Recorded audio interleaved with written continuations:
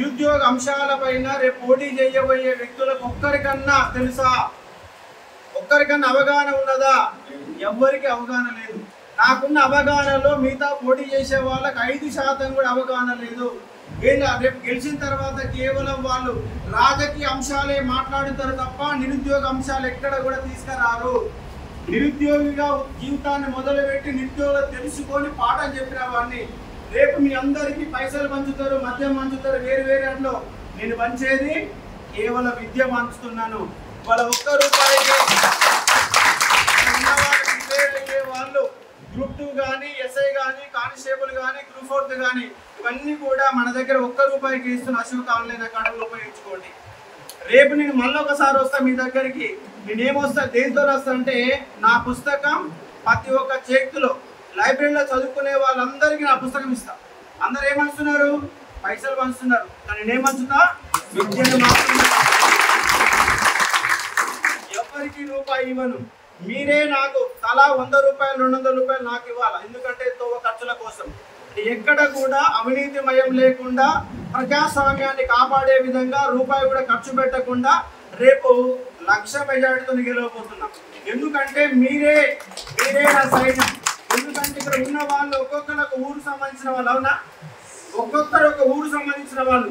మీరే ఒక యుద్ధ సైనికులుగా పనిచేసి మీ ఊర్లో ఎంతమంది గ్రాడ్యుయేట్స్ ఉన్నారో వాళ్ళందరికీ సమాచారం మీకు తెలుసు. నిరుద్యోగం నేనేం చేసింది తెలుసు. ఎందుకంటే జీవో నెంబర్ 46 అనే సమస్య వాళ్ళ కొట్టుమిట్టాడుతుంది. వాళ్ళకి అండగా నిలబడ్డది నేనే. రిజర్వేషన్ల సమస్య వచ్చినప్పుడు నిలబడ్డది నేనే. 2.5 లక్షల మందిని గ్రౌండ్ తీసుకుపోయినా లేదా? 2.5 లక్షల మంది గ్రౌండ్ తీసుకుపోయాను ఎస్సీ, ఎస్టీ, బీసీ విద్యార్థులని. దాంతోపాటు జేఎల్లో ఇంగ్లీష్ మీడియంలో రాయాలన్నారు. మీ అందరికి ఇంగ్లీష్ వస్తాయి. ఇప్పుడు ఇంగ్లీష్ మీడియంలో కనుక పరీక్ష పెడితే జేఎల్ ఒక్కరు కూడా తెలంగాణ గ్రామీణ ప్రాంత వాళ్ళకు ఒక్కరు కూడా ఉద్యోగం వచ్చేది కాదు. మొత్తం కూడా హైదరాబాద్ వాళ్ళు ఇంగ్లీష్ మీడియం వాళ్ళని కొట్టుకుపోయే అవకాశం ఉండే. తెలుగు మీడియంలో ఎగ్జామ్ పెట్టించాను. జేఎల్ 5 లక్షల మంది విద్యార్థులకు న్యాయం జరిగింది. గ్రూప్ 1లో హైటు తగ్గించాను, ఏజ్ పెంచిపించాను. గ్రూప్ 2లో మన మానసిక సంఘర్షణ పడుతున్నప్పుడు 14 పేపర్లు లీక్ అయినప్పుడు గ్రూప్ 1 పేపర్లు అమ్ముకున్నప్పుడు ఒక్కనే కొట్లాడినా చివరికి ఆడిపోయాను, జైలుకు పోయాను. గత గవర్నమెంట్ మోసం చేసిందంటే ఈ ప్రభుత్వం కూడా మోసం చేస్తుందని మన ఆమరణ నిరాహార చేశాను. దాంట్లో మీరు కుట్ల వాళ్ళు ఉండవచ్చు, జీవో నెంబర్ 46 ఉండవచ్చు, టెట్ బాధితులు ఉండవచ్చు, డిఎస్సి బాధితులు ఉండవచ్చు. రాష్ట్రంలో తెలంగాణ పబ్లిక్ సర్వీస్ కమిషన్ ఏంటి, కుట్ల బోర్డు ఏంటి, పోలీస్ బోర్డు ఏంటి, డిఎస్సి ఏంటి, సెంట్రల్ ఉద్యోగాలు ఏమున్నాయి, దేనికి ఏ సిలబస్ ఉంది, ఎక్కడ ఇబ్బంది పడుతున్నారు, ప్రతి అంశం నాకు కూలంకుషంగా తెలుసు. ఉద్యోగుల అంశాలు తెలుసు, నిరుద్యోగుల అంశాలు తెలుసు. కేవలం నిరుద్యోగుల గురించి రేపు కనుక గెలిచినా ఓడినా మీ వెంట నడిచే ఒకే ఒక వ్యక్తి. పోటీ చేసేవాళ్ళు ఏ ఒక్క వ్యక్తి కూడా నిరుద్యోగ అంశాలపైన అవగాహన లేదు. వాళ్ళు కేవలం ఈ పదవిని రాజకీయ అవసరాల కోసం వాడుకుంటున్నారు. నేను ఎమ్మెల్సీ అనే పదవి రాజకీయ పదవి కాదు, మేధావులకు సంబంధించి. ఎందుకంటే రేపు మీరు ఏ పార్టీ గుర్తేయరు. పార్టీ గుర్తేస్తారా? వ్యక్తి ఫోటో చూసేస్తారు, మీకు నెంబర్లు ఇస్తారు తప్ప ఎక్కడ కూడా మీకు చేయి గుర్తు కానీ, పువ్వు గుర్తు కానీ, టీఆర్ఎస్ గుర్తు కానీ ఏ గుర్తుండదు. గుర్తులు లేవంటే అది రాజకీయ పదవా?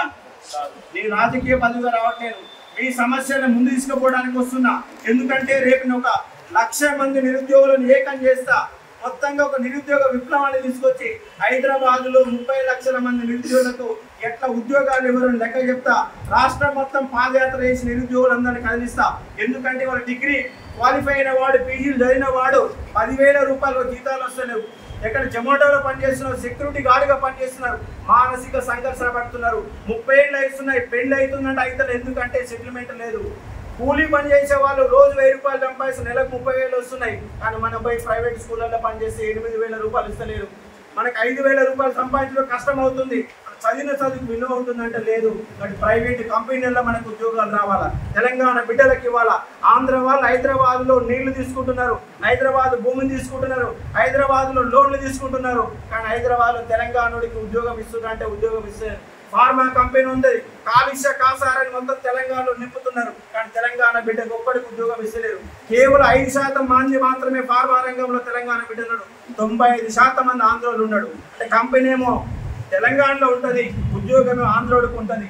ఆంధ్రోళ్ళు ఒకటే కాదు, మొత్తంగా పక్క రాష్ట్రాలు వచ్చి మొత్తం హైదరాబాద్ని కబ్జా పెట్టారు. కానీ తెలంగాణ వాడిదే తెలంగాణ అన్న ఒక నినాదంతో, నిరుద్యోగులదే తెలంగాణ ఒక నినాదంతో తెలంగాణ రాష్ట్రం వచ్చింది. కానీ భౌగోళికం వచ్చింది, కానీ ఏ ఒక్క వ్యక్తి న్యాయం జరగలేదు. కేవలం నిరుద్యోగ జాతి కోసం 30 లక్షల మంది నిరుద్యోగ జాతిని ముందుకు నడిపిస్తా. కాబట్టి మీరే ఒక యువ సైనికులుగా, ఎందుకంటే ఒక్కొక్కరు ఒక గ్రామంకి వెళ్ళొచ్చు.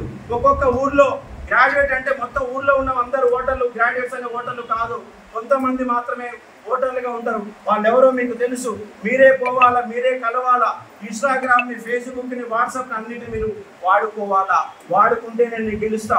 ఎందుకంటే వాళ్ళు డబ్బులు పంచుతారు, కానీ నాకు డబ్బులు లేవు. ఎందుకంటే ఒక లెక్చరర్ ఒక పాఠం చెప్తే 2000 ఇస్తారు, 3000 ఇస్తారు, 10,000 సంపాదిస్తారు. కానీ లక్షల కోట్ల రూపాయలు మనకు పంచే సత్తా ఉందంటే మనకు లేదు. కాబట్టి మనం కాపాడుకోవాలంటే ఒక నిరుద్యోగిగా ఉన్నటువంటి వ్యక్తిని, ఒక అధ్యాపకుడిని, పాఠం చెప్పిన వాడిని, అనువాన్ని తెలిసిన వాడిని, జీవోలకు తెలుసు. ఆర్జెంటల్ అంటే ఏంది, వర్టికల్ అంటే ఏంది, జోనల్ సిస్టమ్ అంటే ఏంది, ఎక్కడ అన్యాయం జరుగుతుంది. హైదరాబాద్ని ఇవాళ సపరేట్ జోన్ చేశారు. హైదరాబాద్ 90% రిజర్వేషన్ పెట్టారు. ఖమ్మం జిల్లా వాడు హైదరాబాద్ పోయి పరీక్ష రాసే పరిస్థితి లేదు. హైదరాబాద్ మన రాజధాని కాదా? మన రాజధానిలో మనం నాన్ లోకల్ అవుతున్నాం. కానీ ఆంధ్ర వాడు వచ్చి తెలంగాణలో నివసించినందుకు హైదరాబాద్ ఇల్లు కట్టుకుని వాడు లోకల్ అయ్యాడు. ఎందుకంటే 1 to 7th పెట్టిండు. ఆ 1 to 7th లో కూడా అక్రమాలు జరుగుతున్నాయి. ఎందుకంటే బోర్డ్ ఎగ్జామ్ కాదు, 7th క్లాస్ బోర్డ్ ఎగ్జామ్ కాదు. ఏ స్కూల్ పోయినా, ఎక్కడ పోయినా దొంగ సర్టిఫికేట్ 5 నిమిషాల్లో వస్తుంది. కానీ 10th క్లాస్ వరకు కనుక లోకల్ పెడితే, ఎందుకంటే దానికి బోర్డ్ ఎగ్జామ్ ఉంటుంది. అలా దొంగతనంగా ఉద్యోగాలు పొందుతారు హైదరాబాద్లో. హైదరాబాద్ మనది. హైదరాబాద్లో మన ఉద్యోగాలు మనకు రావాలంటే ఒక నిరుద్యోగ ఉద్యమాన్ని నిర్మించాలా. ఆ రేపు కనుక నేను ఎలక్షన్ అయినా కాకపోయినా, గెలిచినా గెలవకపోయినా మీ వెంటనే ఉంటా. రాష్ట్ర వ్యాప్తంగా తిరుగుతా, నిరుద్యోగులందరూ ఏకం చేస్తా. హైదరాబాద్ ఉద్యోగాలు మనకి ఎట్లా రావో చూస్తా.